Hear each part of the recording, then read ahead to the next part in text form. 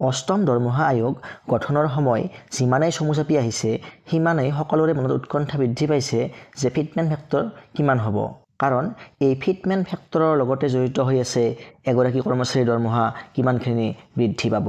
সপ্তম দৰমহা আয়োগৰ সময়ত এই ফিটমেন্ট ফেক্টৰটো আছিল 2.57 আৰু যিবিলাক হায়াৰ পে লেভেল আছিল তাৰ কাৰণে ফিটমেন্ট ফেক্টৰটো সাধাৰণ ইয়াতকৈ ওপৰত আছিল। কিন্তু এইবাৰ আমাৰ যিটো ফিটমেন্ট ফেক্টৰ সেই ফিটমেন্ট ফেক্টৰটো হোৱাৰ সম্ভাৱনা আছে 1.92ৰ পৰা প্ৰায় 2 পইণ্টৰ ভিতৰত। যদিহে ফিটমেন্ট ফেক্টৰটো হয় 1.92 তেনেহ'লে যোৱাবাৰ অৰ্থাৎ সপ্তম দৰমহা আয়োগৰ ফিটমেন্ট ফেক্টৰতকৈ এইবাৰ ফিটমেন্ট ফেক্টৰটো প্ৰায় 0.65 কমিব। কিন্তু যোৱাবাৰতকৈ অৰ্থাৎ সপ্তম দৰমহা আয়োগতকৈ যদিও ফিটমেন্ট ফেক্টৰটো এইবাৰ কমিও যায় তেনেহ'লেও কিন্তু দৰমহাটো আমাৰ সপ্তম দৰমহা আয়োগতকৈ বাঢ়িব। অৰ্থাৎ যিটো দৰমহাৰ ডিফাৰেঞ্চ আছিল ষষ্ঠ দৰমহা আয়োগৰ লগত সপ্তম দৰমহা আয়োগৰ সেই ডিফাৰেঞ্চটো এইবাৰ সপ্তম দৰমহা আয়োগৰ লগত অষ্টম দৰমহা আয়োগৰ বৃদ্ধি হ'ব। অৰ্থাৎ কৰ্মচাৰীসকলৰ লাভ হ'ব। গতিকে নিশ্চয়কৈ এই মূল্য বৃদ্ধিৰ যুগত এইটো এটা আমাৰ কাৰণে আশাৰ বতৰা। কিন্তু কেনেকৈ লাভ হ'ব আৰু কিমানখিনি লাভ হ'ব সেইটো মই এতিয়া আপোনালোকৰ লগত আলোচনা কৰিম। গতিকে আপোনালোকে অনুগ্ৰহ কৰি ভিডিঅ'টো শেষলৈকে চাব।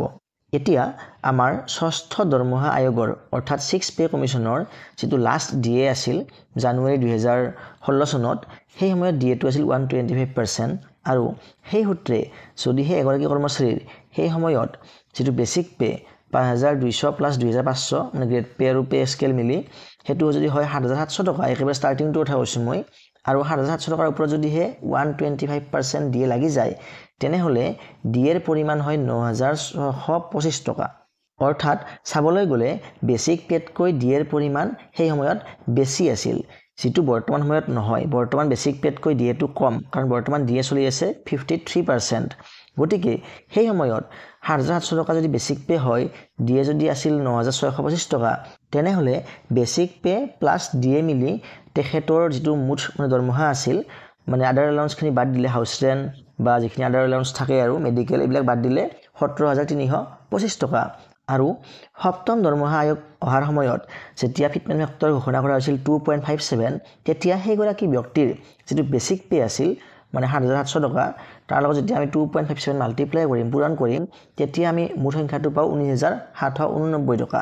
অৰ্থাৎ যিটো তেওঁৰ নতুন দৰমহা হ'ব 7 পে কমিশ্যনত সেই দৰমহাটো প্ৰায় 19779 টকাৰ আশে-পাশে হ'ব। কাৰণ এইটো এটা নেট চেলাৰী কথা সেইটোহে কৈ আছোঁ, আমি গ্ৰছখিনিৰ কথা কোৱা নাই, তাৰ আশে-পাশে হ'ব। গতিকে ইতিমধ্যে যিটো দৰমহা লাভ কৰি আছিল সেই দৰমহাৰ লগত মানে 17325 টকাৰ আশে-পাশে দৰমহা এটা লাভ কৰি আছিল সেই দৰমহাৰ লগত নতুন দৰমহাৰ ডিফাৰেঞ্চটো হ'ব মাত্ৰ 2450 টকামান ডিফাৰেঞ্চ এটা আহিব, তাতকৈ বেছি ডিফাৰেঞ্চ তেওঁৰ নাহে। অৰ্থাৎ যিটো দৰমহা বৃদ্ধি হৈছিল 6 পেৰ পৰা 7 পেলৈকে সেইটো একেবাৰে ষ্টাৰ্টিং লেভেলত মাত্ৰ 2500 টকাৰ আশে-পাশেহে বৃদ্ধি হৈছিল। আৰু আজিৰ তাৰিখত আমাৰ ডিএ চলি আছে 53%, যিটো আমাৰ 55% হ'ব জানুৱাৰীৰ পৰা ইমপ্লিমেণ্ট হ'ব, সেইটো আমাৰ 55% কনফাৰ্ম হৈছে অলমষ্ট। আৰু 2026 চনত আমাৰ অষ্টম দৰমহা আয়োগ অহাৰ সময়লৈকে ডিএটো হয়তো যদিহে 2%কৈ দিয়ে জুলাই আৰু জানুৱাৰীত তেনেহ'লে 59% হ'ব আৰু 3%কৈ দিলে 61% হ'ব। গতিকে মাজত লৈছোঁ আমি 60% ধৰিছোঁ। তেনে ক্ষেত্ৰত যদিহে আজি কোনোবা এজন কৰ্মচাৰীৰ যিটো পে স্কেল 14000 আৰু যদি গ্ৰেড পে হয় 6800 টকা অৰ্থাৎ তেওঁৰ যদি বেছিক হয় 20800 টকা তেনেহ'লে 20800ৰ লগত যদি আমি 60%টো অৰ্থাৎ যিটো আমাৰ 2026 চনৰ 1 জানুৱাৰীৰ সময়ত হোৱাৰ সম্ভাৱনা আছে 60% ডিএটো আমি হিচাপ কৰি চাওঁ তেনেহ'লে ডিএৰ পৰিমাণটো হ'ব 12480 টকা। অৰ্থাৎ বৰ্তমান তেওঁৰ যিটো বেচিক পে সেই বেচিক পেতকৈ ডিএৰ পৰিমাণটো হ'ব কম, যিটো ষষ্ঠ দৰমহা আয়োগত আছিল বেছি, ডিএৰ পৰিমাণটো বেচিক পেতকৈ আছিল বেছি। গতিকে সেই বেচিক পে প্লাছ ডিএটো বৰ্তমান সময়ত যদি যোগ কৰি দিওঁ আমি অৰ্থাৎ 20800 টকা হ'ল বেচিক পে আৰু বৰ্তমান তেওঁ যিটো ডিএ লাভ কৰিব 12480 টকা সেইটো যোগ কৰিলে ফিগাৰটো পাওঁ আমি 33280 টকা।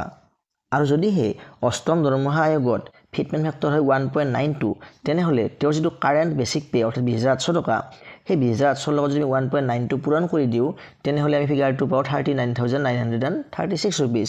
অৰ্থাৎ তেওঁৰ বৰ্তমান যিটো অলমষ্ট মানে এটা মই ৰাফ চাফ এটা দিছোঁ চেলাৰী, যিটো ইনহেণ্ড চেলাৰী পাই আছে নেট চেলাৰী প্ৰায় 33000ৰ আশে-পাশে পাই আছে আৰু তেওঁৰ যিটো 8 পে লাগিব 8 পে লাগিলে তেওঁৰ অলমষ্ট 40000ৰ আশে-পাশে পাই যাব। গতিকে তেওঁৰ অলমষ্ট 7000ৰ এটা ডিফাৰেঞ্চ এটা আহি যাব। গতিকে আমাৰ আগতে 6 পে'ৰ পৰা 7 পে'লৈকে যিটো ডিফাৰেঞ্চ আছিল সেইটো আছিল আমাৰ মাত্ৰ 2,500 টকা, কিন্তু এতিয়া ফিটমেণ্ট ফেক্টৰটো কম হোৱা স্বত্তেও সেই ডিফাৰেঞ্চটো কমেও 7,000 টকাৰ ডিফাৰেঞ্চ এটা আহিব। আৰু যদিহে কিবা কাৰণত লাকিলি ফিটমেণ্ট ফেক্টৰটো হৈ যায় 2.57 যোৱাবাৰৰ সমানে যদি হৈ যায়, যিটো সম্ভাৱনা একেবাৰে নাই বুলিয়ে ক'ব পাৰি, যদিহে হৈ যায় তেনেহ'লে সেই একেই বেচিক পে'খিনি অৰ্থাৎ 20,800 টকা বেচিক পে'টোৱে হৈ যাব প্ৰায় 53,456 টকা, আৰু যিটো চেলাৰীৰ ডিফাৰেঞ্চ আহিব সেই ডিফাৰেঞ্চটো হ'ব প্ৰায় 20,000 টকাতকৈও বেছি। গতিকে যদিহে কিবা কাৰণে ফিটমেণ্ট ফেক্টৰটো বেছি হৈ যায় তেনেহ'লেতো বহুত বেছি ডিফাৰেঞ্চেই হৈ যাব, কিন্তু যদিহে নহয়ও অৰ্থাৎ 6ষ্ঠ দৰমহা আয়োগৰ পৰা 7ম দৰমহা আয়োগৰ যিটো ডিফাৰেঞ্চ আছিল সেই ডিফাৰেঞ্চতকৈ কিন্তু এতিয়াৰ ডিফাৰেঞ্চটো বেছি হ'ব। অৰ্থাৎ সহজকৈ ক'বলৈ গ'লে ফিটমেণ্ট ফেক্টৰটো 7 পে' কমিশ্যনতকৈ যদি কমিও যায় তেনেহ'লেও কিন্তু দৰমহাখিনি 7 পে' কমিশ্যনতকৈ বেছিকৈ বৃদ্ধি পোৱাৰ সম্ভাৱনা সম্পূৰ্ণৰূপে আছে। গতিকে নিঃসন্দেহে এইটো এটা কৰ্মচাৰীসকলৰ কাৰণে আশাৰ বতৰা। গতিকে আপোনালোকে ভিডিঅ'টো চাই কেনেকুৱা পালে জনাব।